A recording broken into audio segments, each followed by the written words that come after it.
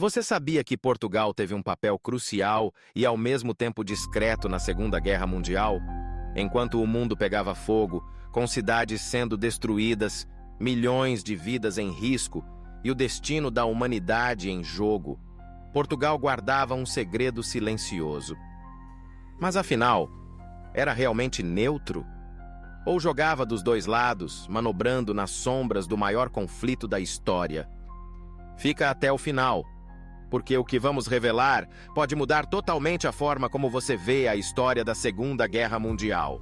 Antes de começarmos essa viagem pelo passado, já deixa aquele like, se inscreve no canal se você ama curiosidades históricas com aquele toque fora do mapa e ativa o sininho para não perder nenhum conteúdo. Pronto para descobrir um lado da história que poucos conhecem? Então, vamos juntos nessa jornada. Em 1939, a Europa mergulhava no maior conflito armado da era moderna, a Segunda Guerra Mundial. Milhões de soldados eram enviados às frentes de batalha, cidades eram bombardeadas e a divisão entre aliados e eixo se tornava cada vez mais intensa.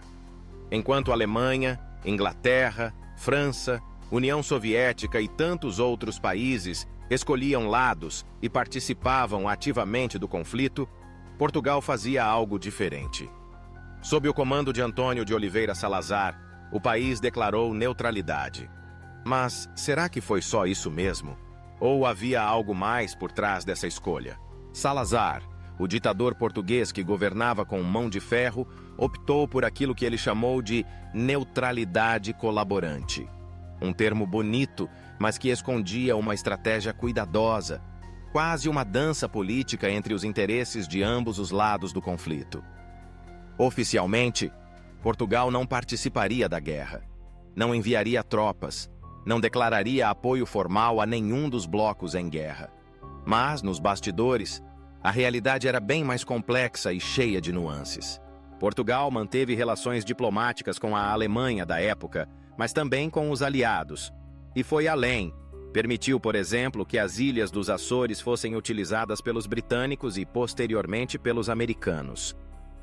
As bases nos Açores eram um ponto estratégico crucial no meio do Atlântico, fundamentais para o reabastecimento e a vigilância dos comboios aliados, que enfrentavam a ameaça constante dos submarinos alemães. Essa concessão foi decisiva para os rumos da guerra no Atlântico Norte. Mas, ao mesmo tempo, Salazar sabia que não podia provocar a ira da Alemanha. Ele precisava garantir que Portugal não se tornasse um alvo de invasão ou represálias. Assim, o governo português desenvolveu uma política de equilíbrio delicado, alternando gestos e concessões a ambos os lados, sempre com o objetivo de proteger o território e os interesses nacionais. Um dos segredos mais bem guardados dessa neutralidade foi o comércio de tungstênio, um metal raro e essencial para a indústria bélica da época. O tungstênio, extraído em grande quantidade das minas portuguesas, era fundamental para o endurecimento do aço utilizado na fabricação de armas, tanques e munição. E adivinha? Portugal vendeu esse minério tanto para a Alemanha quanto para os aliados. Jogou dos dois lados, abastecendo as indústrias de guerra de ambos com o mesmo produto. Esse comércio rendeu milhões de escudos aos cofres portugueses, fortalecendo a economia em um período de crise global. Enquanto a Europa era devastada, Portugal acumulava reservas de ouro e mantinha sua estabilidade financeira. O país não só sobreviveu à tempestade, como saiu dela mais forte do que entrou, ao menos do ponto de vista econômico. Tudo isso, claro, sem se comprometer oficialmente com nenhum dos lados. Mas a neutralidade de Portugal ia muito além do comércio de minerais. Lisboa, a capital portuguesa, se transformou em um verdadeiro ninho de espiões durante os anos de guerra. Nos cafés, hotéis e ruas movimentadas da cidade, agentes da Gestapo, da inteligência britânica, americana e até soviética circulavam livremente, trocando informações, planejando operações e espionando uns aos outros. Lisboa ganhou a fama de capital da espionagem, um cenário digno de filmes de suspense, mas que era absolutamente real naqueles anos conturbados. E o mais curioso de tudo, Salazar sabia de toda essa movimentação, e fingia que não via. Fechava os olhos para a presença de espiões em seu território, desde que eles não interferissem diretamente nos assuntos internos do país. Assim, Lisboa virou palco de encontros secretos, negociações clandestinas e intrigas internacionais, tudo sob o olhar atento, porém discreto, do governo português. No meio desse jogo duplo, Portugal também teve um papel humanitário fundamental, mesmo sendo governado por um regime autoritário. Muitos judeus, fugindo da perseguição durante a ocupação da Europa, conseguiram escapar passando por Portugal. O responsável por esse feito foi o diplomata Aristides de Sousa Mendes, cônsul em Bordeaux, na França. Contra ordens diretas do governo de Salazar, Sousa Mendes concedeu milhares de vistos humanitários a judeus e outros perseguidos pelo regime, permitindo que atravessassem a fronteira e chegassem a Portugal.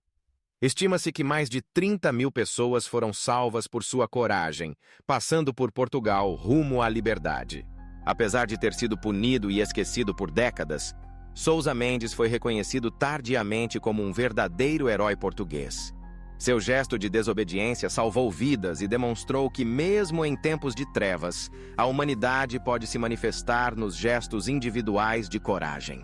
Ao final da guerra, Portugal se manteve oficialmente neutro, mas sua atuação nos bastidores mostrou que a neutralidade, muitas vezes, é mais política do que prática. O país jogou com inteligência, sobreviveu à guerra, ajudou pessoas em segredo e manteve sua soberania intacta. Um verdadeiro malabarismo diplomático e estratégico que garantiu não só a sobrevivência, mas também o fortalecimento de Portugal diante do caos mundial. E aí, você já sabia desse papel misterioso de Portugal na Segunda Guerra Mundial?